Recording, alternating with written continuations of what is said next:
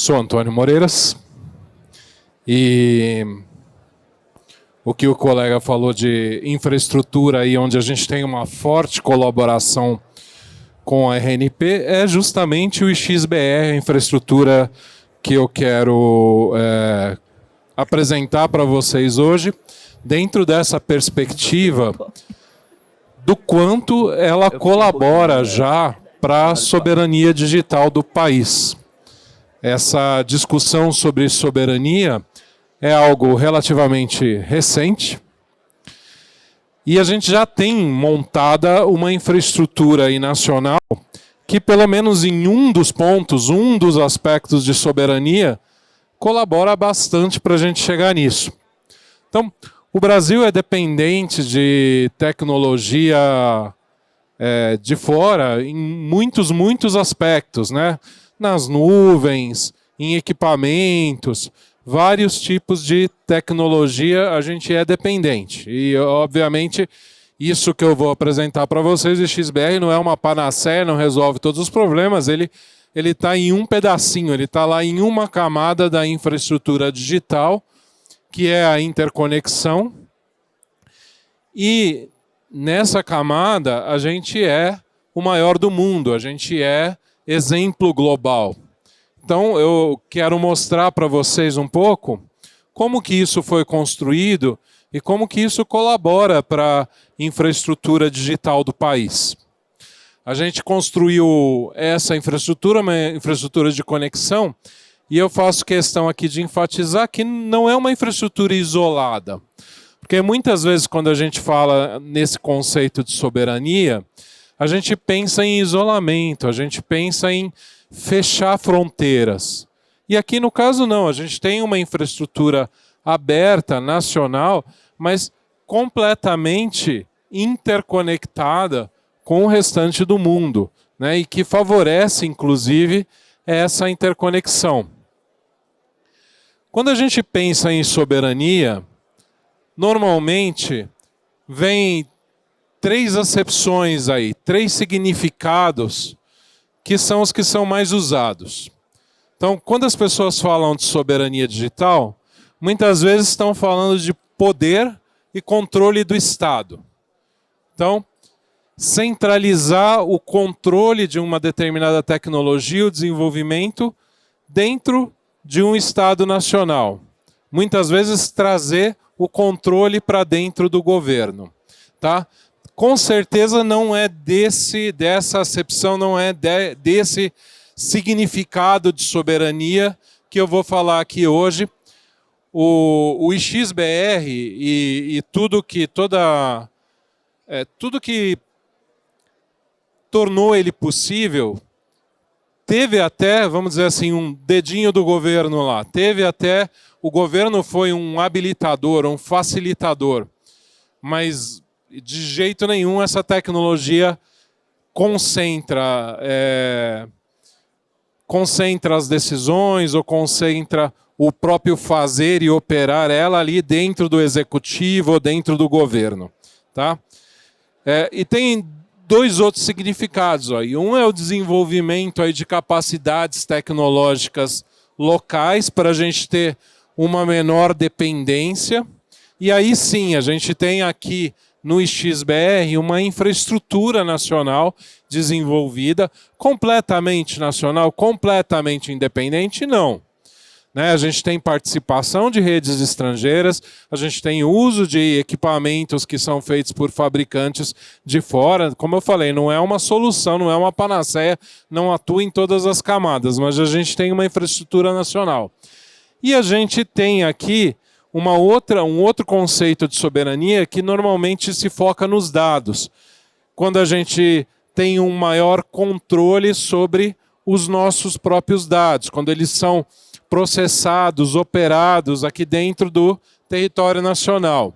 O IXBR atua nisso aí marginalmente, porque a gente tem uma infraestrutura de interconexão que facilita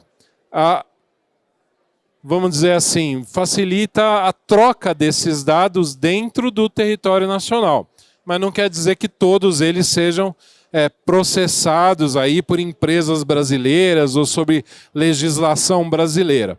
Então a gente tem uma atuação forte do XBR nesse segundo conceito de soberania, que é o fortalecimento das capacidades aí e da operação da tecnologia aqui no Brasil. O que permitiu a gente construir uma infraestrutura nacional? Uma decisão que foi tomada lá atrás, em 1995, de considerar, do ponto de vista regulatório, de considerar, do ponto de vista operacional, internet e telecom como coisas separadas. De considerar a internet como, do ponto de vista de telecom, apenas como um serviço de valor agregado, um serviço de valor adicionado. Eu vou falar até um pouco mais profundamente sobre isso numa apresentação que eu vou fazer às 15h30 ou um pouco depois disso, porque as coisas estão atrasadas, lá no Palco Inovação. Mas o resultado disso é que qualquer um pode ser provedor de internet no Brasil e que a interconexão é um acordo voluntário entre as partes. Ou seja, a internet é uma rede de redes. Mundialmente, a gente está falando de 80 e poucas mil redes. Aqui no Brasil, são cerca de 9.000 redes interligadas para formar uma grande rede que é a internet. Os acordos que essas redes fazem entre si são voluntários. A forma como elas se interligam é voluntária. Não tem um regulador lá dizendo você é obrigado a se conectar desse jeito, pagar isso, fazer aquilo. Tá. Qual que é o cenário brasileiro hoje? O cenário brasileiro é de uma internet extremamente distribuída. Temos 20.811 SCMs, que é a licença de operação de internet aí a outorga que a Anatel dá para quem vai construir redes de telecom, redes de fibra, redes de rádio para ser provedor. A gente tem 50%, 60% da internet banda larga atendida por pequenos provedores, por provedores regionais. A gente tem esses provedores chegando a mais de 5.000 municípios brasileiros diferentes. Então são milhares de redes. Isso é diferente do que acontece na maior parte do mundo, onde você tem muito menos redes. E essa diversidade, hoje ela promoveu capilaridade. Então o Brasil é um país, parece clichê, mas não deixa de ser verdade. O Brasil tem dimensões continentais. Então isso permitiu que a internet chegasse no Brasil inteiro, né? Então a gente tem esse ecossistema que é extremamente robusto. Como que o XBR colaborou nisso? O XBR resolveu um problema para esses provedores, é que basicamente o cara tinha que contratar um provedor maior para chegar na internet inteira. Então tinha uma barreira ali que era uma barreira de pagamento ali, né? Uma barreira financeira. Um preço alto para o provedor pequeno ter que contratar um provedor grande para chegar em tudo. Quando a gente montou o XBR São Paulo, várias redes de conteúdos começaram a participar também. Então, que tipo de redes? Desde redes do governo e acadêmicas, como a própria RNP, como redes do tipo Google, Microsoft, Yahoo na época, Netflix. Todos esses caras com conteúdo passaram a participar dessa infraestrutura. Vieram e se interligaram, começaram devagarzinho a se interligar, né? E isso permitiu que esses provedores de internet tivessem um custo mais baixo, também se interligando ali e deixando de ter que pagar essa parte de tráfego. E daí como que você conseguiu fazer isso daqui? Com um ponto neutro, que justamente é o XBR. E daí isso aqui forma uma espécie de loop positivo, porque quanto mais redes de conteúdo se conectam, mais usuários conseguem acessar aqueles conteúdos, mais provedores ficam interessados em se conectar. Quanto mais provedores tem num ponto desses de interconexão, mais redes de conteúdo se interconectam. Se alguém de vocês não sabe, Esses XBR, esses PTTs ou Internet Exchanges, eles são infraestruturas físicas que estão em data centers, né? São switches, são redes camada 2. Os provedores vão lá e se interligam com fibra ótica, com rádio e trocam tráfego ali. Antigamente era muito comum os pacotes terem que ir até para Miami e voltar. Então você assinava um provedor, ele contratava lá a Vivo. O teu vizinho assinava outro provedor, ou a tua empresa onde você trabalha assinava outro provedor, ele saía lá pela Claro. E a Vivo e a Claro nem se falavam aqui no país, muito menos esses provedores que você contratava, eles iam se conversar lá em Miami. Os pacotes você ia aqui para o vizinho e ia até Miami e voltava. Isso era muito comum antigamente. No começo, por exemplo, da década de 2000, aí, por aí. Isso também, outra coisa que era comum, era que essas conexões internacionais saíam do dinheiro e saíam do bolso dos provedores aqui do Brasil. E mais, boa parte do conteúdo também era buscado lá fora. E tinha muito essa discussão que a gente é que pagava esse link internacional, lá para Miami, para a Europa, para onde fosse, para buscar os conteúdos. Então, aos poucos, o IXBR foi mudando essa situação, atraindo cada vez mais provedores do Brasil, tornando mais fácil a existência desses provedores no Brasil e atraindo aos poucos essas redes de fora para cá. Então, hoje, isso é uma situação que não existe mais. O tráfego nacional é resolvido aqui e boa parte dos conteúdos, mesmo internacionais, eles também são trazidos para cá e entregues aqui, por espelhos, por CDNs. Então, hoje a gente tem, se o cara se conecta no X de São Paulo, 70%, 80% do tráfego, ele resolve ali, localmente, um provedor. O tráfego que ele entrega para o usuário dele está presente ali naquela infraestrutura, dentro de casa. A gente tem hoje, dentro dessa infraestrutura aí do IXBR, 3.800 redes ligadas diretamente, mas quase 95% dos sistemas autônomos das redes do Brasil, de alguma forma, elas são visíveis dentro dessa infraestrutura. Então, são mais de 7.000 interligações, porque às vezes as redes estão ligadas em mais de um ponto. São 1.100 portas compartilhadas, que a gente chama de SIX, e um tráfego recorde no mundo, que é 55 terabits por segundo. Os três maiores aí, São Paulo, Rio de Janeiro e Fortaleza, os três estão dentro dos 10 maiores mundialmente. Então, tanto em tráfego quanto em número de participantes, os três fazem parte dessa lista dos 10 Internet Exchanges maiores do mundo, né? Isso é algo impressionante.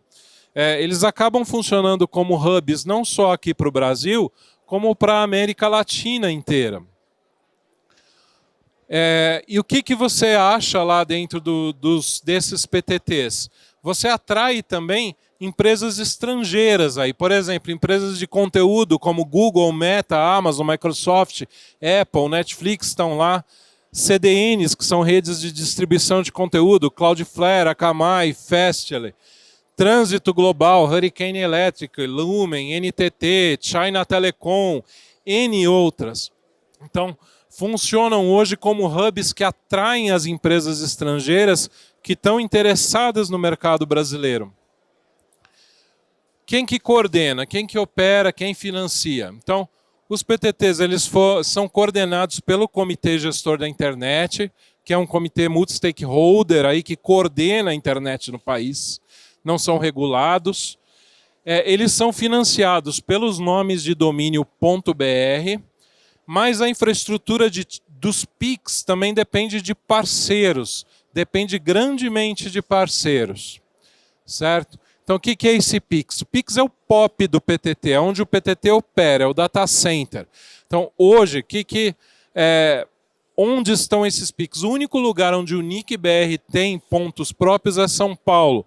Em todos os outros lugares, ou são data centers de universidades, POPs da RNP, data centers de governo, por exemplo, aqui em Brasília, o SERPRO, cede espaço em data center, ou data centers comerciais, tanto de provedores, quanto data centers que operam em si como data centers comerciais. O parceiro ele fornece, vamos dizer assim, a infraestrutura e fortalece o ecossistema local. Muitas vezes o parceiro nem tem vantagem financeira, mas a ideia é que, sendo parceiro do XBR, normalmente os data centers, os provedores, ganham atratividade para suas redes. E com isso eles acabam fortalecidos também, né? Então, aí, só comentando da RNP e do governo, que eles já são grandes parceiros. A RNP com os POPs, várias instituições do governo também cediam o PTT. E as empresas privadas, que muitas vezes, apesar de serem concorrentes no mercado, nessa infraestrutura, elas são parceiras, não só no uso, como muitas vezes na cessão de recursos para essa infraestrutura funcionar. Bom, aí fica dois convites para vocês aí que estão assistindo, para eu terminar aqui. Primeiro convite, ajuda a ampliar o PTT aí da sua região, né? Fortalece o ecossistema, ceda recursos, seja um data center parceiro que abriga um PTT. Segundo convite, use o PTT. Né? Se você é uma universidade, um órgão do governo, ou mesmo uma empresa privada que tem uma rede de tamanho considerável, se torne um sistema autônomo, se conecte no PTT e faça uso dessa infraestrutura, tanto das infraestruturas maiores como das locais. Tem alguns pontos de atenção hoje em dia, regulatórios, iniciativas legislativas, que podem quebrar aí esse ciclo positivo que a gente tem de crescimento no PTT. Então temos aí a iniciativa de Fair Share, temos aí a iniciativa do final da norma 4, bloqueios que estão acontecendo na internet e até um projeto de lei que coloca o Comitê Gestor da Internet debaixo do regulador do setorial de telecomunicações, que é a Anatel. Então, cada um deles ataca aí esse ecossistema que partiu lá de premissas que foram pensadas lá em 95, numa política pública que vem aí há mais de 30 anos. Né? Eu vou falar um pouquinho sobre esses assuntos, de novo, na palestra que eu tenho hoje às 15h30 ou um pouco depois, dependendo do atraso. E obrigado, ficam aí meus contatos. O stand do NIC está ali no cantinho, se quiserem conversar depois, a gente está por aí. Estou por aí hoje e amanhã.